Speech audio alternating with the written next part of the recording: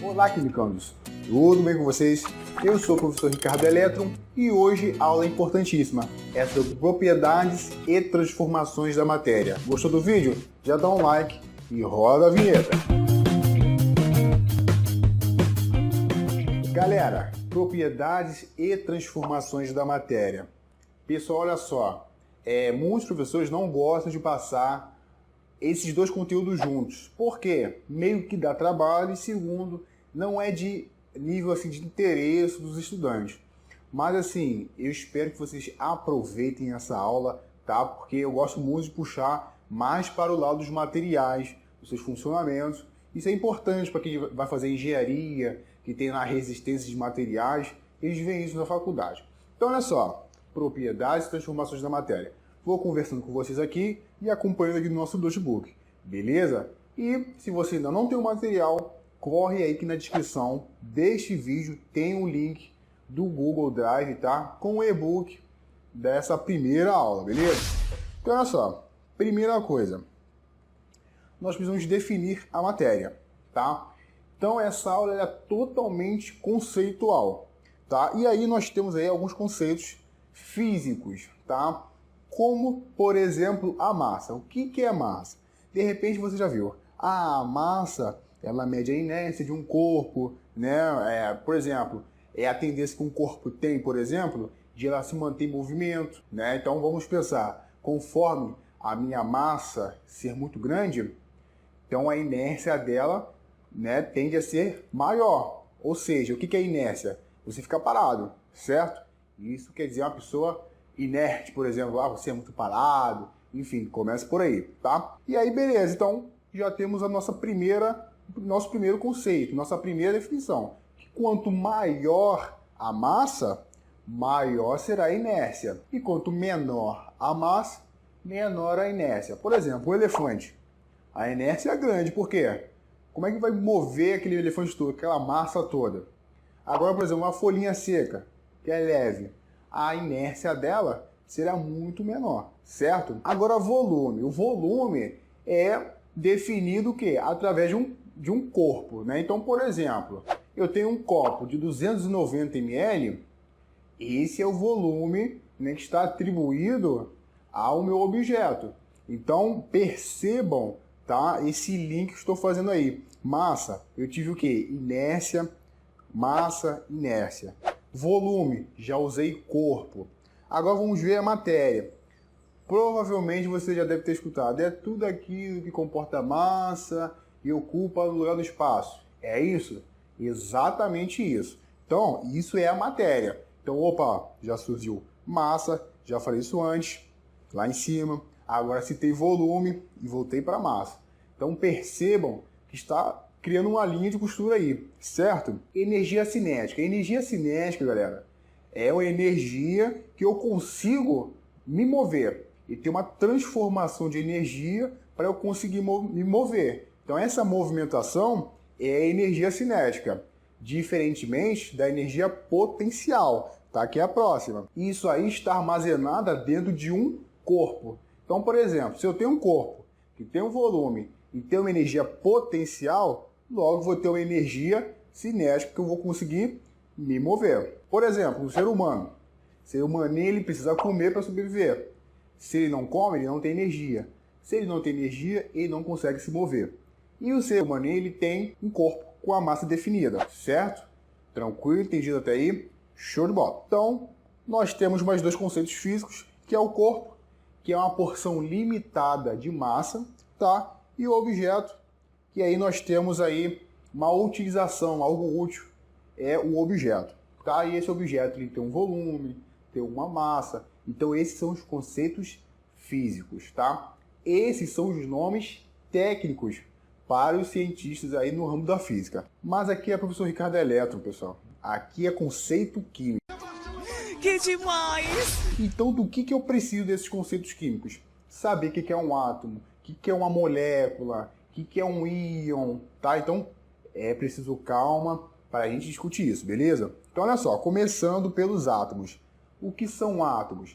É para grudar na cabeça, pessoal. São partículas, beleza? e aí as partículas que constituem um universo, tá? Então todo o universo ele é constituído de átomos. E o que são átomos? São partículas, beleza? Pequeninas partículas. Mas o que é a molécula? Molécula, ele já é junção desses átomos. Então, olha só, é a menor porção possível de uma substância química. Beleza, é a menor porção? Mas que menor porção é essa? São os átomos. E os átomos são formados de quê? São pequenas partículas. Então, olha só como é que já está fazendo o link. Está tudo se combinando. Beleza? E aí, o que é elemento? É uma substância, tá? E a gente também pode se denominar o nome de elemento, né? De substância. Tranquilo? Só que quando a gente entra em substâncias, a gente já relembra logo. Substância simples e composta, é isso? Exatamente isso. E olha só, essas substâncias são formadas por moléculas, tá? E aí, por sua vez, são formados de átomos. Então, olha só como é que tem um transcendente, tem algo atrás. Beleza? Então, nós temos também as substâncias simples, compostas e substâncias puras, tá? Beleza. Ou substâncias químicas puras. Então, olha só, o que são substâncias simples? São aquelas substâncias que são formadas por átomos, tá? De um carinha só. Então, por exemplo, H2 é uma substância simples, por quê? Porque só tem hidrogênio. Fe2 é o ferro, no caso. Por que é uma substância simples? Porque eu tenho dois átomos de ferro, beleza? Então são substâncias simples. Cl2, O2, N2, aí assim vai. O3, tá? Então são substâncias simples. Agora, o que são substâncias compostas ou compostos químicos? São substâncias que são formados de mais de 2 elementos químicos, ou 3. Então vamos supor HCl, porque é uma substância composta, porque eu tenho hidrogênio e cloro, H e o Cl. H2 e SO4, eu tenho hidrogênio, eu tenho enxofre e eu tenho oxigênio. H3PO4, eu tenho hidrogênio, fósforo e oxigênio. Então percebam que a substância simples não é que é só um átomo. Eu tenho dois átomos, só que eles têm que ser o mesmo para ser substância simples. E substância composta é a junção de vários átomos diferentes. Hidrogênio, cloro, oxigênio, nitrogênio, flúor, ferro, enfim. É a junção desses caras. Tudo tranquilo, pessoal? Eu espero que vocês tenham entendido, tá? Mas calma que ainda não terminou, galera. Falta pouquíssimo. Agora a gente precisa migrar para algo mais microscópico, tá? Algo mais interno, que são os íons. Esses íons são cargas, tá? E aí eles podem ser carregados, né? São cargas eletricamente, positivamente ou negativamente, que são os ânions e os cátions, beleza? E aí nós temos nomes. Essas cargas são os cátions ou os ânions, tá? E aí a gente pode também chamar de íons, tá? Se eu falar íons, eu também estou falando cargas. E as cargas quem são? Cátions e ânions. E eu também posso chamar de íon, tá? Então, de repente, você nunca deve ter visto esse nome. Mas eu posso chamar de íon ou íon, tá? Que são as cargas. Curiosidade, galera. Cátions e ânions. Quando a gente fala a palavra ânions, eu vou falar bem baixinho para você, olha só. Ânions. Quando a gente fala ânions, o que dá para entender como falar ânions? Não lembro uma palavra que vai aparecer aqui agora, que eu não vou falar, senão o YouTube vai me dar um strike. Exatamente o que você pensou. E essa paradinha, ela fica onde? Ela não fica atrás? Exatamente. Então, por isso que o nome é chamado de ânions, porque ele fica meio que atrás, tá? Beleza? Compreendido? Tranquilo. Então, olha só. Essas cargas são os átomos que adquirem elas. Beleza? E as substâncias puras? Substâncias puras são aquelas substâncias que estão isentas de impurezas, tá? Mas por que eu usei essas aspas? Bem, tudo que é encontrado na natureza, nada é puro, tá? Principalmente a água, enfim, por mais que a gente tenha métodos de separação de misturas, né? Aqueles processos, aqueles métodos todos para separação, para purificação, a gente, na natureza, né, na maioria das vezes, ela nunca está pura. Ou se ela pode estar pura, a gente faz questão de misturar. Por exemplo, nós temos aí a água, tá? A água, temos a água destilada, é um exemplo, tá? A água destilada é todo um processo que a gente faz ao máximo para tirar os minerais presentes nessa água. Por isso que a gente tem a água mineral. A água mineral não é cheia de minérios, já vai por esse sentido, tranquilo? E nós temos o ouro, tá? Que ele é comercializado, e aí esse ouro, na verdade, não é 100% ouro, tá? A maioria das questões vestibulares já fala isso. O ouro, ele é 70% ouro, 20% desses 25%, quem disputa é a prata e o cobre, se não me engano. Tá? Então é a junção de 3 metais. E aí mistura. Mistura é fácil. Você pega 2 camaradas e junta, tá? Então, o próprio nome ele já dá uma indicação, já dá uma pista. E dessa mistura, nós temos as misturas homogêneas e as misturas heterogêneas. Homogêneas, eu só tenho uma fase. Heterogêneas, eu tenho 2 fases ou mais. Quando a gente fala fases, é que ele fica realmente perceptível a olho nu. Então, por exemplo, homogênea, água e sal. Você misturou 2 caras. Mas por que ele é homogêneo? Depois de você misturar bem a água com sal, você só vai ver uma fase, né? Outro exemplo, água e álcool. Você mistura água e álcool, você não consegue ver a diferença de quem é a água e de quem é o álcool. Tudo misturado ali, não tem separação de fases ali. Outro exemplo, a água do mar. A água do mar ela é totalmente homogênea. Pode ter a bagaça que tiver ali dentro, é homogênea, tá? O próprio ar atmosférico, ele é homogêneo, por mais que a gente tenha misturas. Não existe só o oxigênio, tem o nitrogênio, que é fortíssimo, rico em nitrogênio. Então é a mistura aí de vários compostos, substâncias simples, mas que são homogêneos, tá? Então, beleza. E as heterogêneas? Por exemplo, a água mais areia. Você tenta juntar água com areia, vai ficar 2 fases. E aí tem mais uma questão. Quem é que vai ficar em cima e quem é que vai ficar embaixo? Pela lógica, nós já falamos anteriormente, quem tem a maior massa, ele tende a descer. Então, quando a gente já fala a questão de líquidos e tudo mais, a gente está falando em densidade. Então, o mais denso, ele vem para baixo. O menos denso vai para cima. Tranquilo? Então, outro exemplo. Água e óleo. Esse é clássico. Quem é que fica em cima e quem é que fica embaixo? Embaixo vai ficar a água. Por quê? Ele é mais denso. E o óleo vai ficar em cima. Ele é menos denso, mais leve. Mas por que que ele é... A gente pode também provar isso em cálculos, né?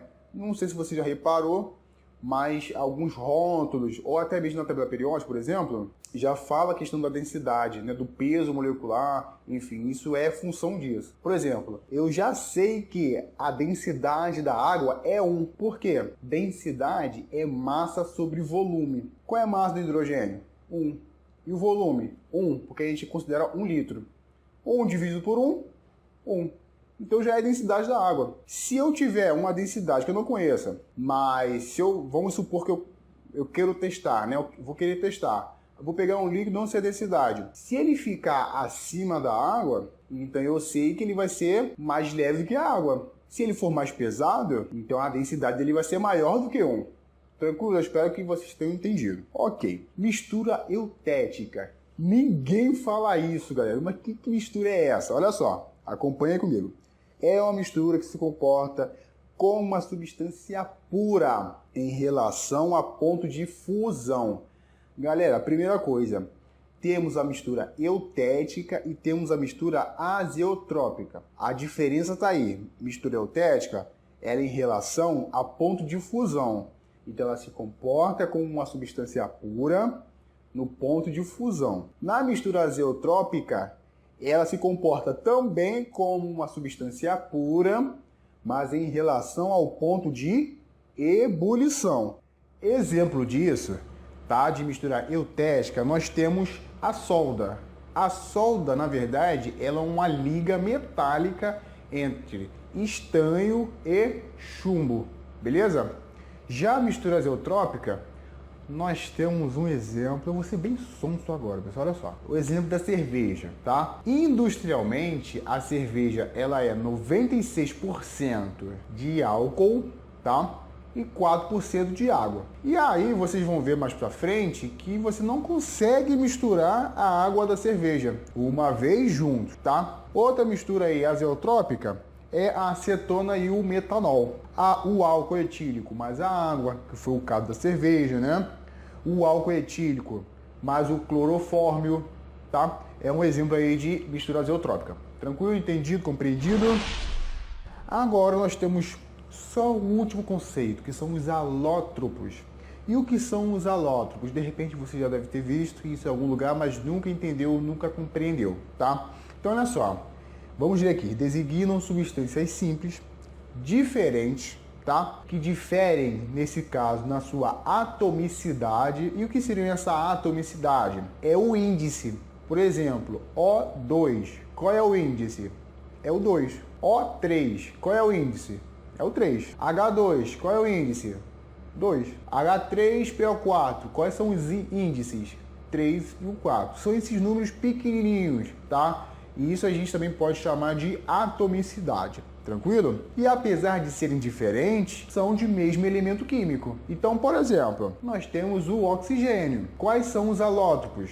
O O2 e o O3. Eles são alótropos porque eles diferem na sua atomicidade, certo? Um é 2, o outro é 3, mas são os mesmos elementos químicos. É o oxigênio, tá? Só que a diferença está aí o quê? Na atomicidade. É que o oxigênio é o ar que a gente respira, certo? E o O3 é o ozônio, tá?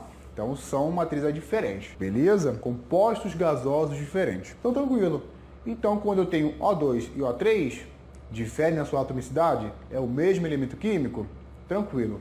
Então posso dizer que eles são alótropos, beleza?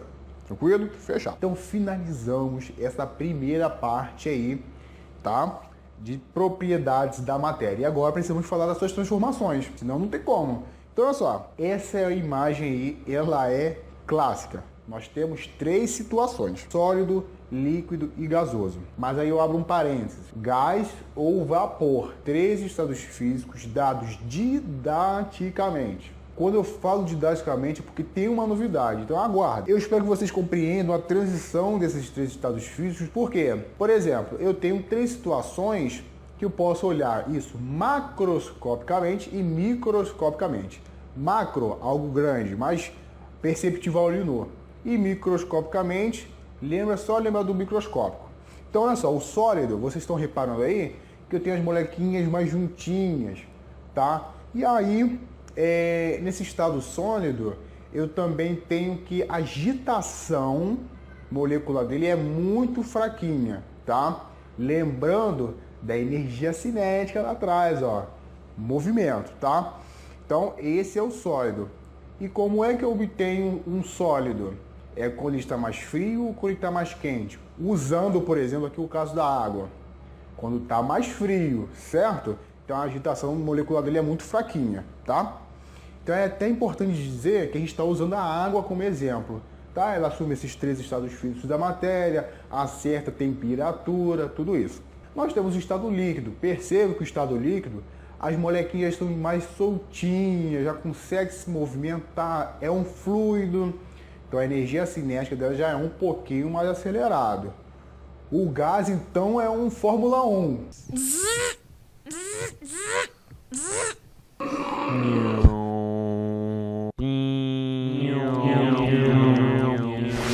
É pra cá, tiro pra lá, bate na parede de volta. Então a energia cinética dele já é muito grande, certo? Tranquilo? As moléculas vão se afastando. É só lembrar, a pessoa está em Alcântara, ela não consegue ficar grudada com ninguém, já fica numa agitação, todo vapor. Tranquilo? Se você pegou essa ideia aí, dá o joinha no vídeo. Então, beleza.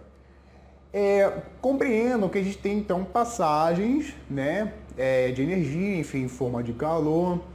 E nós temos processos dessa mudança de estado físico. Então vamos por parte. Eu tenho vários processos de transformações da matéria. Então olha só, quando eu vou de um sólido para um líquido, o nome se chama fusão. Mas não é Dragon Ball, cara.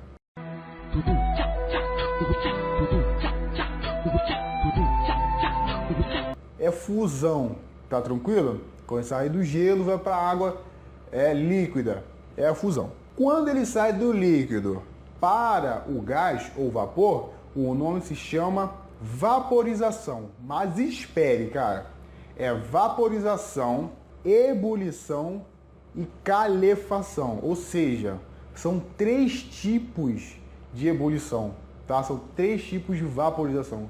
É a evaporação, calefação e ebulição. Tranquilo, joinha? Então já vou explicar a diferença. Quando eu saio agora do gás para o líquido, tá? Nós fizemos agora o processo inverso. Eu tenho a liquefação ou a condensação, tá? É só lembrar do leite condensado. Ele é o quê? Ele é líquido. Então, não é porque ele era gás e virou líquido. É só você lembrar desse macete. E do líquido para o sólido é o mais fácil de todos. É a solidificação. Tá tranquilo? Então, voltando. Nós temos aí processos, né, onde eu tenho a maior agitação molecular para o menor e do menor para o maior. Só que olha só, do sólido para o gás, eu tive que aumentar a temperatura, certo? E o nome desse aumento é o processo endotérmico, é quando eu coloco calor, beleza? E quando é o inverso, quando é do gás para o sólido, eu estou absorvendo o calor, estou tirando o calor do cara. Então é um processo exotérmico, é liberação de calor. Só que, as novidades aí vindo aí, eu tenho um processo que sai do estado sólido diretamente para o meu estado gasoso, sem eu ter que passar pelo processo líquido. Existe isso? Existe, mole. Não é bruxaria.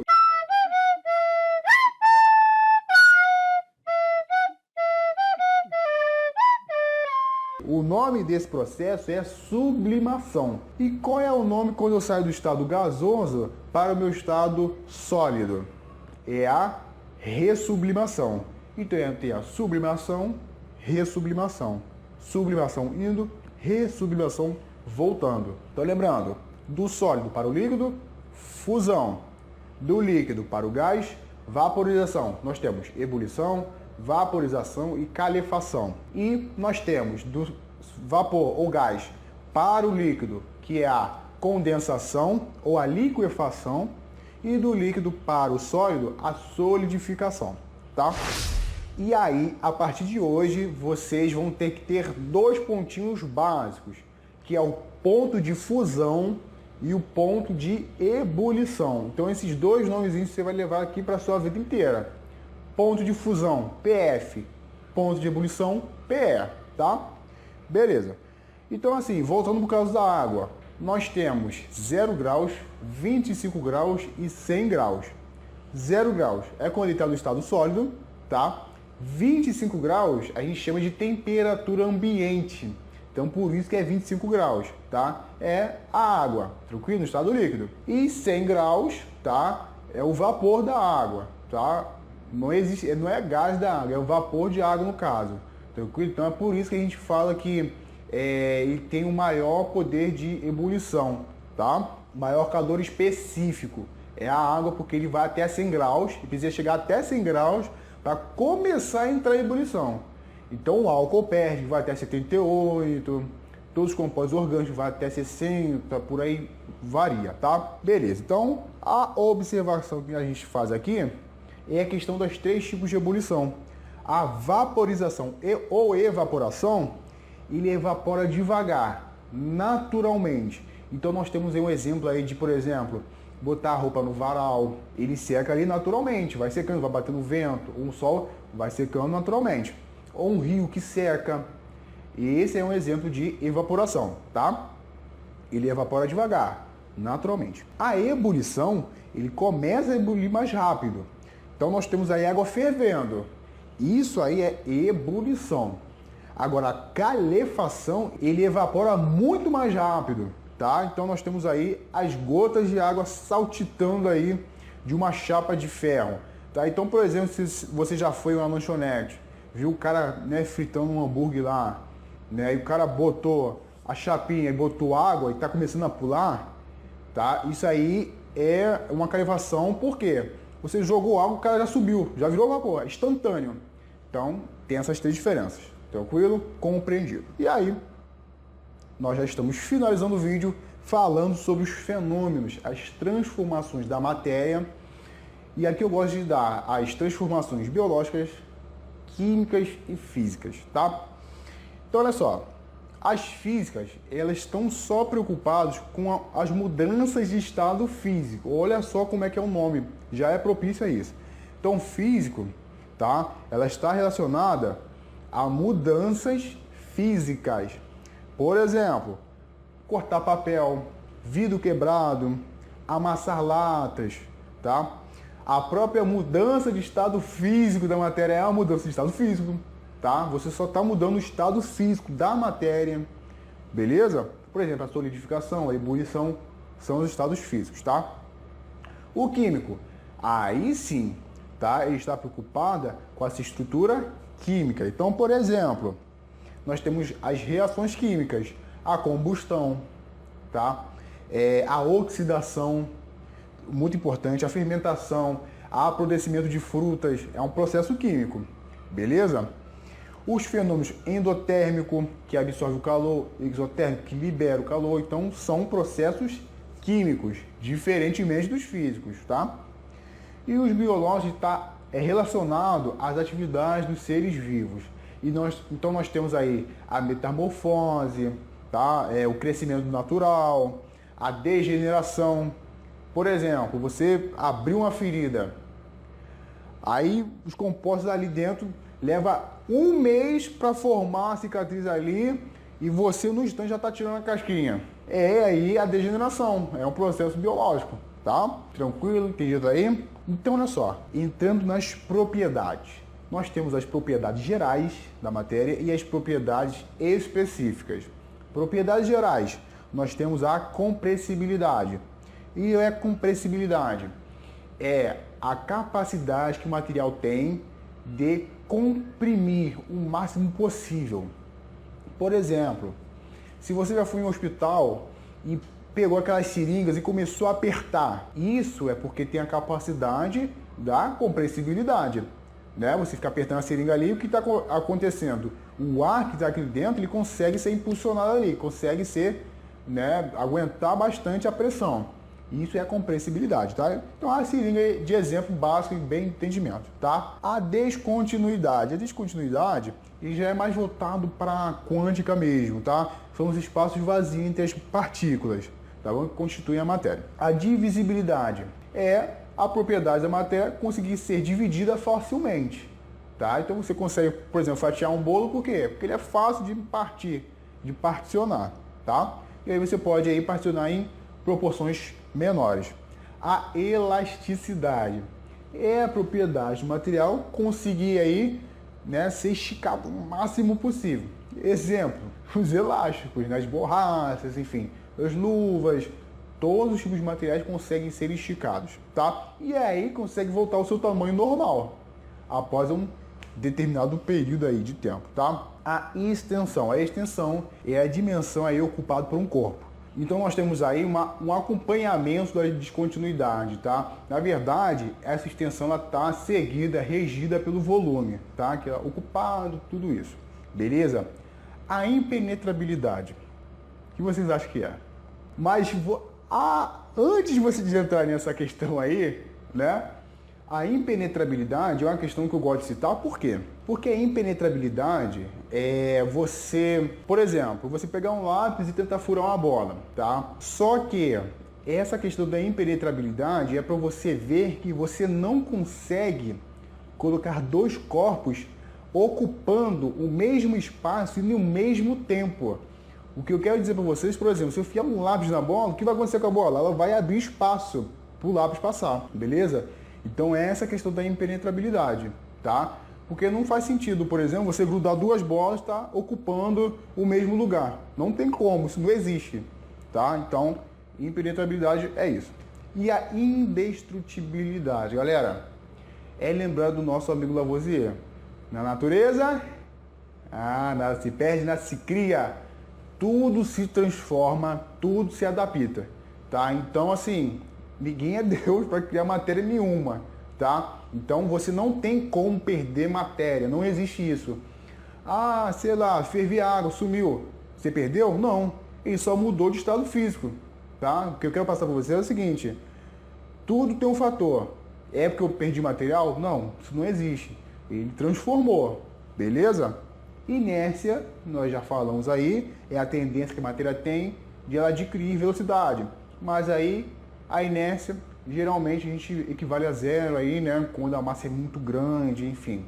Isso aí tudo de acordo com a massa, tá? Casos e casos. E massa, voltando, é a quantidade determinada de um corpo. Então a gente já fez um review aí bacana.